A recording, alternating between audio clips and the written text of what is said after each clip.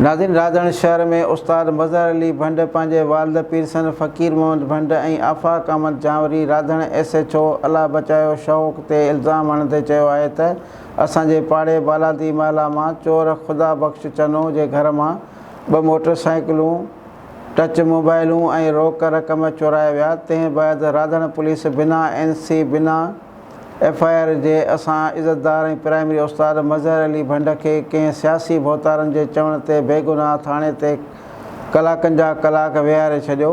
संदसि चवणो हो त मां हिकु उस्ताद आहियां, कॾहिं बि उहो ॾोह असां ते साबित थियो त असां डबल ॾंड भरे ॾींदासीं। एहतिजाज कंदड़नि DIG हैदराबाद SSP दादू खां राधण SHO खे हटाए इंसाफ़ फ़राहम करण जो मुतालबो कयो आहे।